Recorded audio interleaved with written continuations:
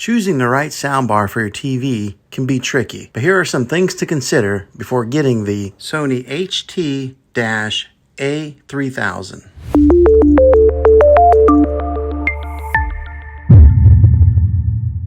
A soundbar is a great alternative to a traditional surround sound system. It's an easy way to get better sound without the need of a lot of wires. The best soundbars are those that can be mounted right under your TV. These will allow you to enjoy the full benefits of your TV while getting amazing audio quality. With this particular soundbar, you can set it right in front of your TV for tabletop placement or mount it on the wall, giving you some different mounting options. When buying a soundbar, one of the most important things to look out for is connectivity. This soundbar can be paired with TV sets that have optical inputs or HDMI ARC inputs. This means that you can connect your TV in a couple different ways in case your TV is tied up using some of those valuable ports. This soundbar also comes with Bluetooth connectivity, just in case you want to stream some of your favorite songs from your favorite streaming platforms. You should know the size of your room before you go out and buy a soundbar.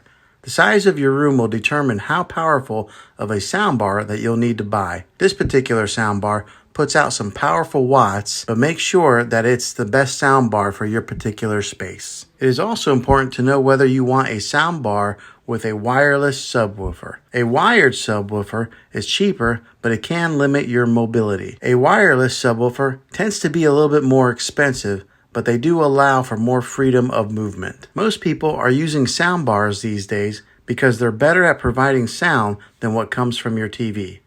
This soundbar delivers powerful, immersive audio. It has a sleek design and it's easy to set up. With the added bass and high-powered watts, it's ideal for movie lovers and gamers alike. It produces a clear vocal and a crisp highs. One of the last things to know before getting this soundbar is that it's easy to set up. It comes with an easy-to-read manual that makes the setup process quick and easy for anyone to do it without any professional help.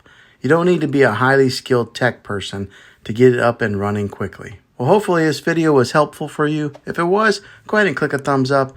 Go ahead and subscribe to my channel. I make tech videos all the time, and I would love to have you back in the next one. Take care.